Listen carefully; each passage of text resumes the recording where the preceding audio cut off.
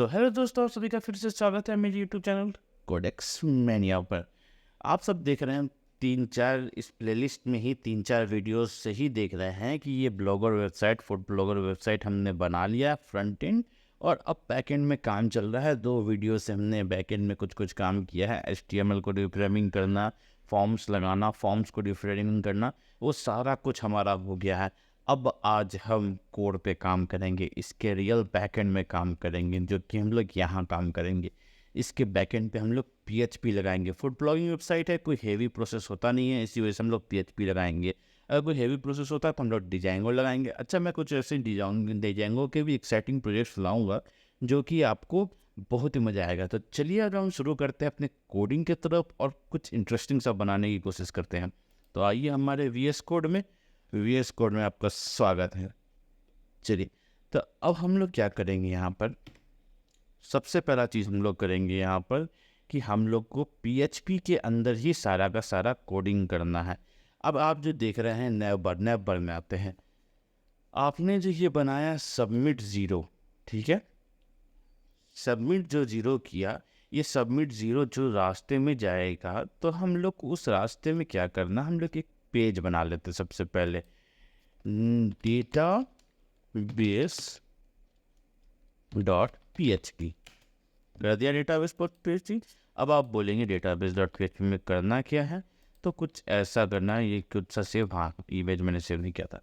तो अब database dot PHP में हम लोग यहाँ पे करेंगे कि एक PHP के कोडिंग के लिए जगह बना लेंगे। आप जानते ही होंगे इस PHP के कोडिंग बनाने के लिए हम लोग को ऐसा कुछ जगह बनाना पड़ता है। बनाने के बाद अब हम आपको बताएंगे कि ये जो सबमिट ज़ीरो और ये सबमिट वन और ये इमेज, ये जितना भी चीज़ हमारा यहाँ से मैंने पिछले वीडियो में बोला था यहाँ पे कुछ हम लोग डालेंगे और ये सारी चीज़ें। तो ये जितने भी पेजेस हैं ये सारे रिपोर्ट कहाँ करेंगे, यहाँ पर इस जगह पर आकर के सारे रिपोर्ट करेंगे। अब रिपोर्ट करने का भी प्रोसेस अलग है और फाइल भेजने का भी प्रोसेस अलग है। 2 प्रोसेसेस मैं बताने वाला हूँ, अभी गौर से सुनिएगा। अब रिपोर्ट करने का प्रोसेस में यहाँ नया बताता हूँ। पहले एक्शन में जा कर के कर दिया मैंने डेटाबेस डॉट PHP। ये डेटाबेस डॉट PHP करने से क्या हुआ कि जैसे ही मैं इस सबमिट बटन को क्लिक करूँगा, ये डेटाबेस डॉट PHP को ही रिस्पॉन्ड करेगा और किसी को नहीं करेगा। देखिए, आपको मैं दिखा देता हूँ, अभी मैंने कुछ डाला नहीं है।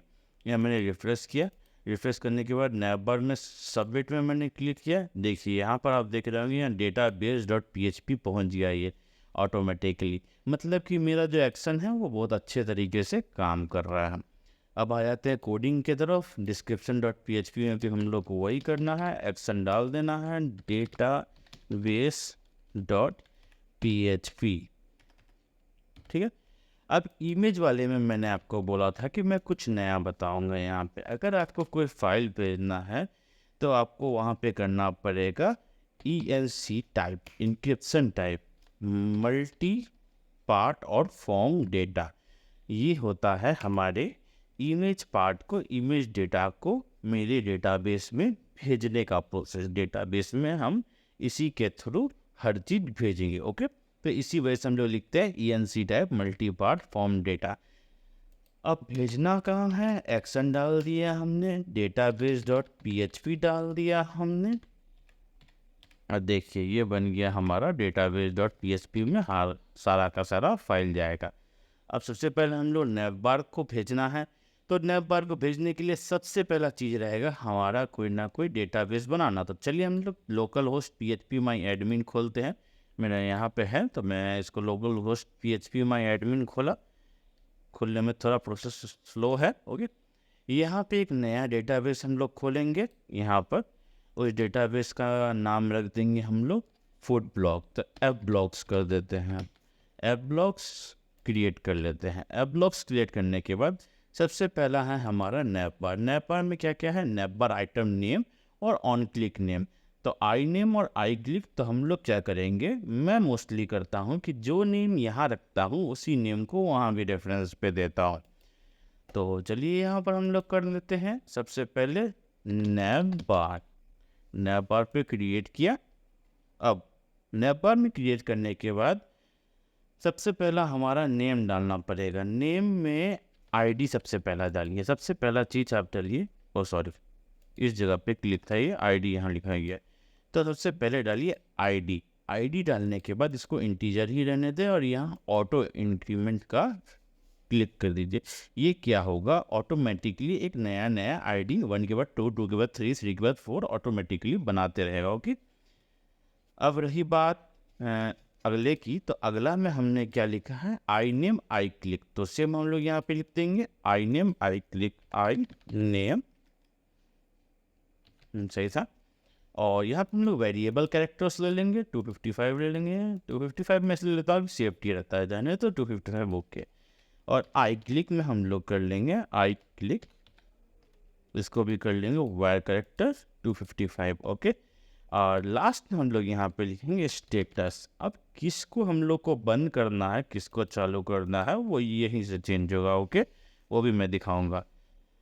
तो आई कैरेक्टर में टाइनी इन डाल दिया और इसको हम लोग कर देंगे 11 है ना सर इसके लिए, क्योंकि हम लोग 4 भी आप कर सकते हैं, 4, बिकॉज इसमें कुछ हम लोग ज़्यादा करेंगे नहीं, बस थोड़े मोड़े मॉडिफिकेशंस रहेंगे। तो ये आपके बन गए नैप बार के लिए, सेव कर लिया हमने। अब दूसरे पे आते हैं डिस्क्रिप्शन पे। डिस्क्रिप्शन में हमने क्या क्या डाला हुआ है, HD, SHD और कॉन्ट। तो यहाँ पे हम लोग खोल लेंगे एक नया, सॉरी यहाँ पे न्यू में क्लिक करना है, DESC मत लिखिएगा, DESC एक डिक्रीजिंग ऑर्डर का इसका कोड है, तो वो कभी भी उस चीज़ को लेगा नहीं, तो आप उसको मत लिखिएगा, ठीक है। आप यहाँ पे DESC RIP कर दीजिए इसको, और इंटीजर ही रहने दीजिए। इसको आप 255 कर दीजिए, ऑटो इंक्रीमेंट लगा दीजिए। यहाँ पे HD आ जाएगा पहला, HD। वायर कैरेक्टर ले लीजिए। वायर कैरेक्टर में ईजी होता है, इंटीजर सब ले लेता है, स्ट्रिंग सब ले लेता है। ओके, SHD कर लीजिए। SHD करके वायर कैरेक्टर 255 और कॉन्ट ले लीजिए। कॉन्ट करके वायर कैरेक्टर 255। अब मेरे पास तो जगह ख़त्म हो गया, तो नया कॉलम के लिए आपको यहाँ पे जितने नए कॉलम चाहिए, अगर आप यहाँ पे 100 चाहिए तो 100 लिख सकते हैं, 1000 चाहिए 1000 लिख सकते हैं। मुझे एक ही चाहिए तो मैं एक लिख करके गो करूँगा, यहाँ आके ऐड हो जाएगा। स्टेटस करूँगा, स्टेटस करके टाइनी इन डाल दूँगा और यहाँ पर 11 भी डाल सकता हूँ, कुछ भी डाल सकता हूँ, और डाल करके इसको सेव कर लूँगा। ओके, मेरा दूसरा भी बन गया। अब हम लोग तीसरे पे चलते हैं। तीसरा एक नया बना लेते हैं, और जो हमारा रहेगा इमेज के लिए, तो इमेज का हमने नाम क्या दिया है, IMG DES हम लोग वहाँ पे लगाएंगे। तो टेबल का नाम हम लोग कर देते हैं IMG DES, इसका भी नाम रखते हैं। इसका नाम ID, इंटीजर 255, ऑटो इंक्रीज।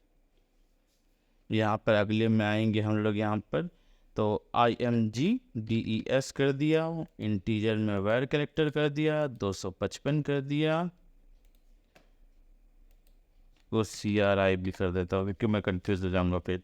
नाम हमने table name IMG DES CRI कर दिया, IMG DES कर दिया। स्टेटस में यहाँ कर दूँगा, और टाइनी इंट यहाँ पे करके 4, कुछ भी डालना, 4 11 कोई फ़र्क नहीं पड़ता, ठीक है। ये सारा प्रोसेस हो गया। इसको फिर से आप सेव कर दीजिए। सेव करने के बाद ये पूरा प्रोसीजर कंप्लीट हो गया। मैंने 3 के 3 यहाँ पर, देखिए आपको बड़ा करके दिखाता हूँ।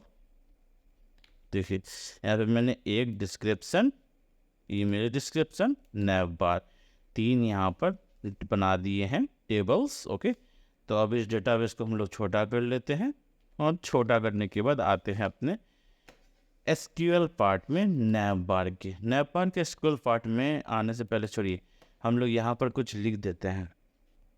अब हमारा PHP का मेन कोडिंग स्टार्ट होने वाला है, तो ध्यान दीजिएगा। सबसे पहला लाइन हमें यहाँ पे लिखना पड़ेगा, सॉरी यहाँ पे नहीं लिखना पड़ेगा, मैंने database.php बनाया था ना इसके लिए। सबसे पहला लाइन हमें यहाँ पर लिखना पड़ेगा इफ़ के बाद हम लोग को देना पड़ेगा यहाँ पर 2 स्मॉल ब्रैकेट्स, और उस पर लिखना पड़ेगा इस सेट। ये क्या करता है, ये वेरीफाई करता है, इस सेट वेरीफाई करता है कि क्या मटेरियल आ रहा है। किस थ्रू आ रहा है, पोस्ट के थ्रू आ रहा है, क्योंकि हमने मेथड दिया था पोस्ट। अब क्या आ रहा है, तो क्या आने पे हम लोग ने क्या दिया था, सबमिट 0, नैप बार के लिए सबमिट 0 कर दिया। ओके, तो ये हमारा हो गया कि ये कंडीशनिंग फुलफिल हो गई कि हमने क्या आ रहा है। यहाँ पे मैंने कुछ कहीं पे सेव करना छोड़ दिया, इसलिए 1 करके दिखा रहा है, ओके हो गया, image.php में ही था। ठीक है, यहाँ पे लिखिए कर्ली ब्रैकेट्स को एंटर करके प्रेस करके हाई कर दीजिए। ठीक है, अब क्या करना है, हमें एंट्री करना है एक डेटाबेस को।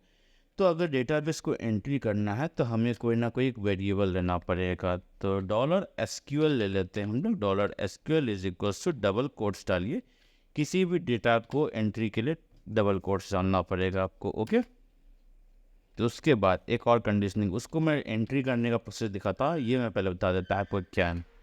इफ़ डालिए, इफ़ कंडीशन में डाल करके आपको क्या करना है, MySQLi query, MySQLi underscore query, sorry ये रहा क्वेरी पे क्लिक कीजिए।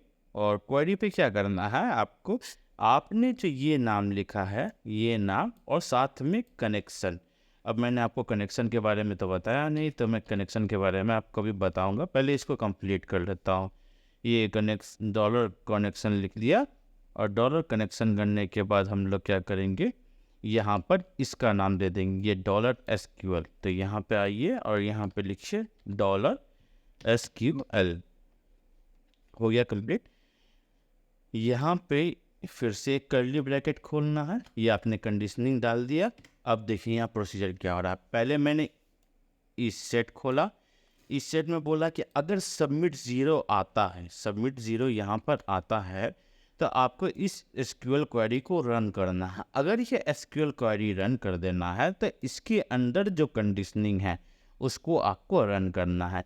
अब इसी सेम पार्ट को मैं 3 बना लेता हूँ, 1 2 3 हमारे हो गए। यहाँ पर एक में सबमिट 0 मैंने नेव बार में लिखा था, डिस्क्रिप्शन में मैंने सबमिट 1 लिखा था, और इमेज वाले में मैंने सबमिट 2 लिखा था। तो मैं तीनों के लिए अलग अलग बना लेता हूँ कंडीशनिंग, सबमिट 1 और सबमिट 2, ये बन गया इसका प्रोसेस। अब ये जो क्वेरी स्टेटमेंट है, ये क्वेरी स्टेटमेंट आएगा कहाँ से, तो क्वेरी स्टेटमेंट आने के लिए आपको यहाँ पे आना पड़ेगा SQL में। SQL में आपको सेलेक्ट करना है। ठीक है, इंसर्ट का सिलेक्ट करने के बाद नैव बार में आपको Ctrl+A से इसको सेलेक्ट कर लेना है, Ctrl+C से इसको कॉपी कर लेना है, और यहाँ पे ला करके इस दोनों डबल कोट्स के बीच में पेस्ट कर देना। पेस्ट करते ही आपका सारा कुछ यहाँ पे आ जाएगा। बट यहाँ पे इशू क्या है, इशू ये चीज़ है, आईडी को हमने यहाँ पर ऑटो करके रखा है, आपको दिखाता हूँ मैं। ओके, कि इसको यहाँ पर आईडी को ऑटो इंक्रीमेंट करके रखा है, मतलब ये ऑटोमेटिकली बढ़ते रहेगा, तो हम लोग मैनुअली इसको कुछ करेंगे नहीं। तो यहाँ से हम लोग आईडी को हटा देते हैं, इसको मैं वर्ड रैप कर देता हूँ ताकि ये अच्छे से दिखाई दे। ठीक है, अब आईडी को हमने हटा दिया। I name, I click, I status.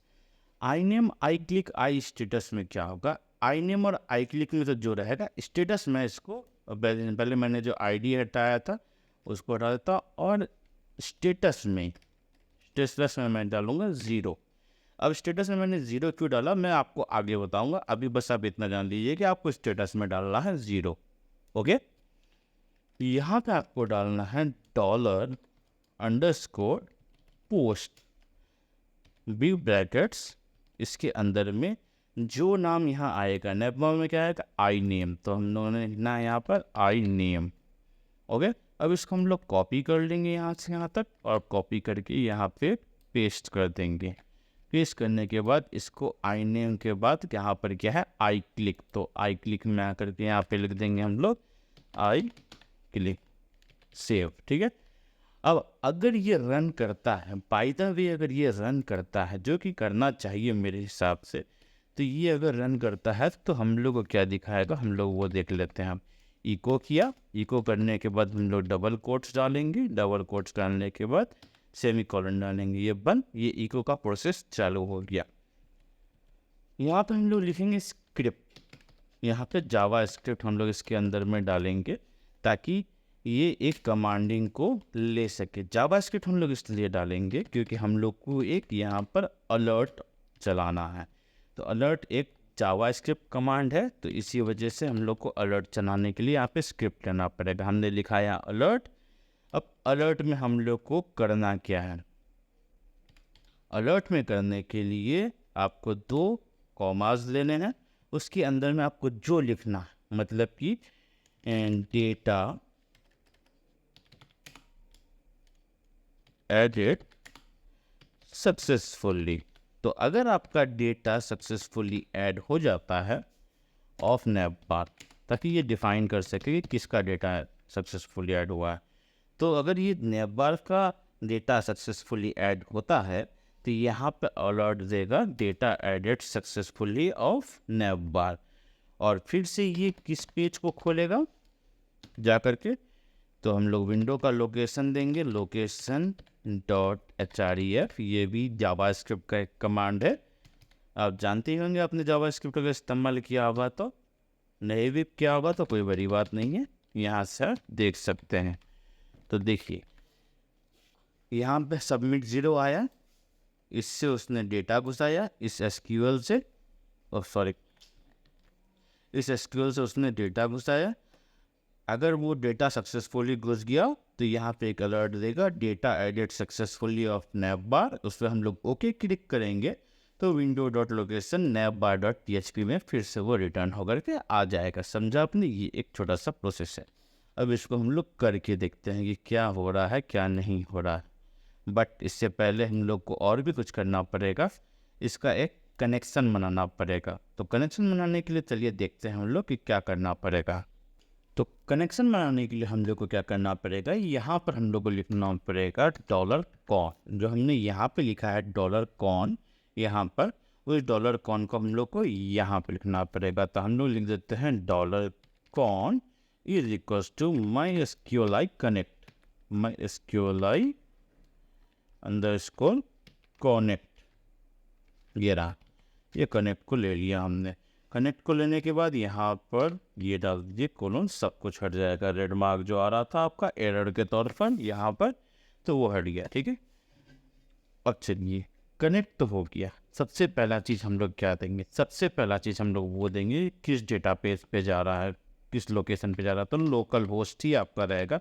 अगर किसी डोमेन में भी डालिएगा तो आपका मोस्टली ये लोकल होस्ट ही रहेगा। उसके बाद आपका कहाँ जाएगा, किस जगह पे जा रहा है आपका, तो हम लोग क्योंकि लोकल होस्ट बना रहे हैं तो इसको रूट पे भेजेंगे, ठीक है।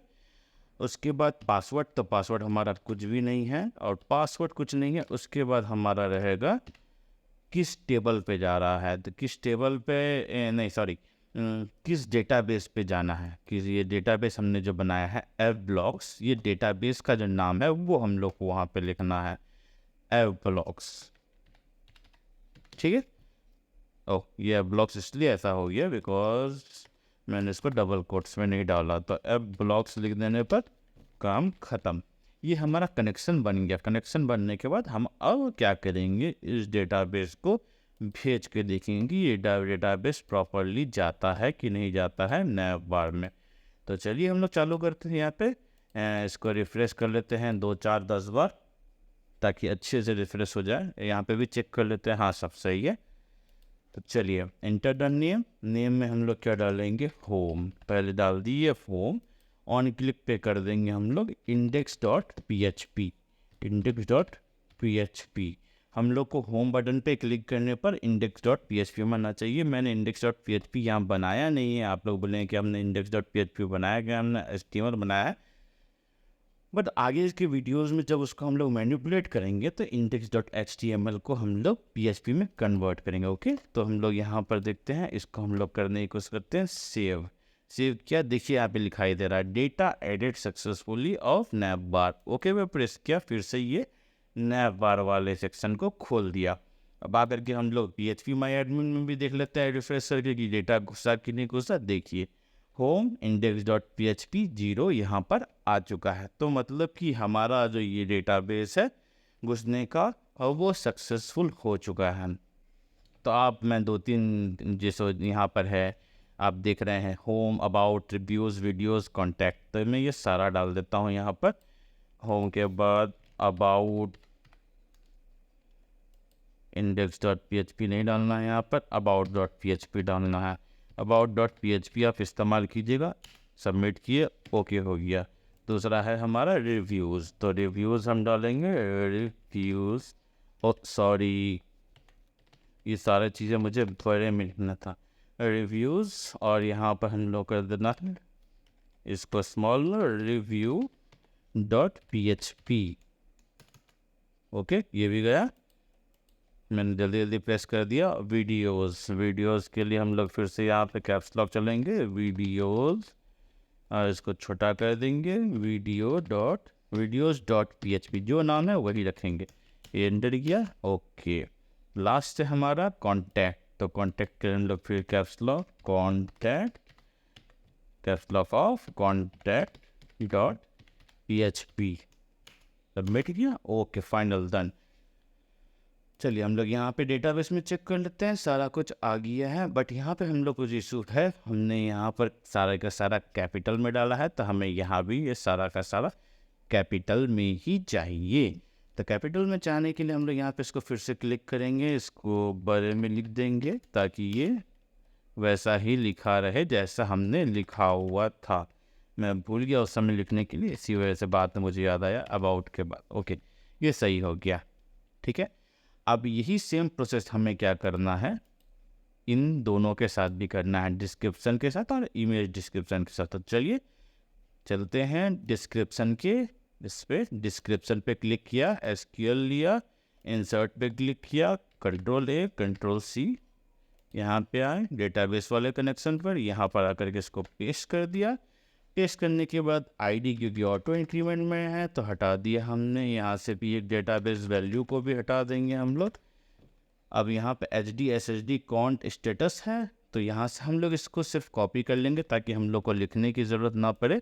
तो ये हमने यहाँ पे कॉपी पेस्ट कर लिया। मैं बहुत ही इस चीज़ में लेज़ी हूँ ताकि मैं इसको फिर से ना लिखूँ, तो इसी वजह से मैं कॉपी पेस्ट का बहुत अच्छा सहारा लेता हूँ। यहाँ पर SSD कर दिया और फिर इसको भी मैं कॉपी पेस्ट कर दिया और इसको भी मैंने यहाँ पर कॉन्ट कर दिया, कॉन्ट, और इसको भी मैं ऐसे करके यहाँ पर, नहीं ये तो स्टेटस है, स्टेटस में हमें ऐसा कुछ नहीं चाहिए, स्टेटस में हमें 0 चाहिए, ये आप जान लीजिए, ठीक है।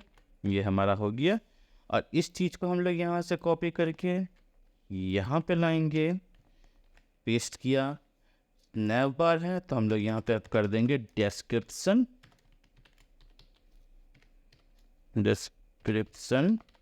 ठीक है। और यहाँ पे हम लोग पेज लाएंगे फिर से description dot PHP, navbar dot PHP ना होकर के यहाँ पे हम लोग लाएंगे description dot PHP। Okay, save कर लिया। अब हम लोग यहाँ पे फिर से जाएंगे, यहाँ पे जाने के बाद इमेज डिस्क्रिप्शन वाले में जाएंगे, यहाँ पे क्लिक कर लीजिए, SQL पे जाएंगे, इंसर्ट बटन पे यहाँ पे प्रेस करेंगे, हमारे पास आ जाएगा कुछ ऐसा। इसको Ctrl+A Ctrl+C से कॉपी कर लेंगे और यहाँ लाके पेस्ट कर देंगे। पेस्ट करने के बाद ऑटो इंक्रीमेंट वाले आईडी को हटा देंगे यहाँ से। हाँ, ऑटो इंक्रीमेंट वाले पार्ट को मैंने आपको दिखाया नहीं, मैं दिखा देता आपको कि इसको मैं पहले मैनिपुलेट कर लेता हूँ, उसके बाद आपको मैं दिखाता हूँ कि क्या होता है ऑटो इंक्रीमेंट, पिछले वाले में कैसे उसने काम किया। अब इमेज डिस्क्रिप्शन में हम लोग को यहाँ पर क्या डालना है, जो यहाँ पे हमें कुछ और डालना है। यहाँ पर जो इमेज डिस्क्रिप्शन वाला प्रोसेस होगा वो कुछ और तरीके से होगा, तो इसको मैं अभी होल्ड पे रखता हूँ, Ctrl+Z दबा देता हूँ, यहाँ पे मैं वैल्यू 2 ही रखता हूँ और स्टेटस जो रहता है स्टेटस को मैं 0 कर देता हूँ, बिकॉज इमेज ट्रांसफ़र करने के लिए आपको थोड़ा सा टाइम लगेगा। तो इस प्रोसेस को मैं पहले दिखा देता हूँ, उसके बाद आगे का काम करता हूँ।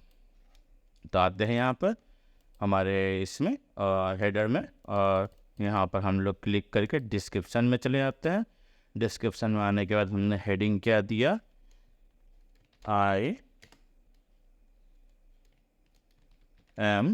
आपको जो भी देना, आई एम कोडेक्स मैनिया।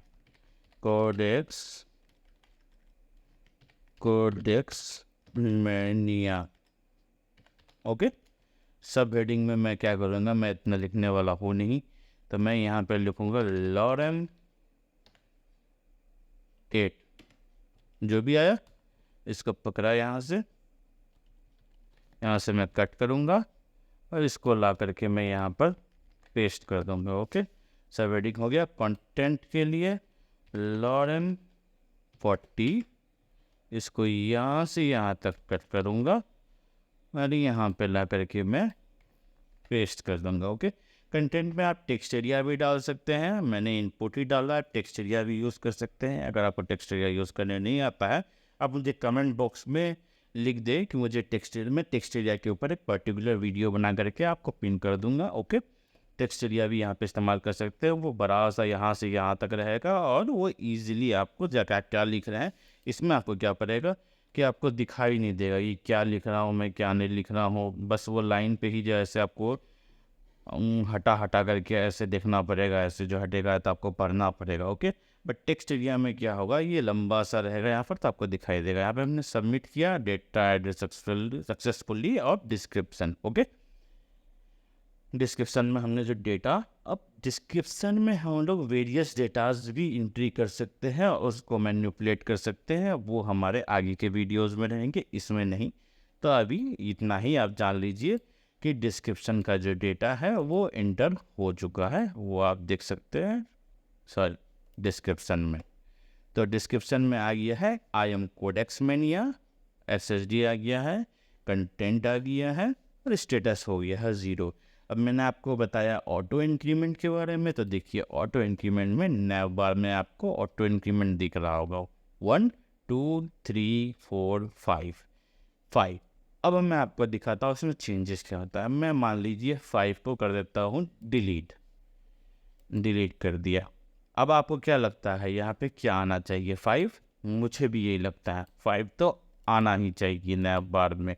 5 में क्या था? कॉन्टैक्ट, मुझे 5 चाहिए। कॉन्टैक्ट में मैंने क्लिक किया, कॉन्टैक्ट.php में क्लिक किया, सबमिट किया, डेटा सक्सेसफुली ऑफ नैव बार यहाँ आया, रिफ्रेश किया, ये रहा 5 है 6। देखिए बॉस, ये 6 इसलिए आया, ये मुझे भी मालूम है यहाँ 6 आएगा, ऐसा नहीं है कि मुझे नहीं मालूम था।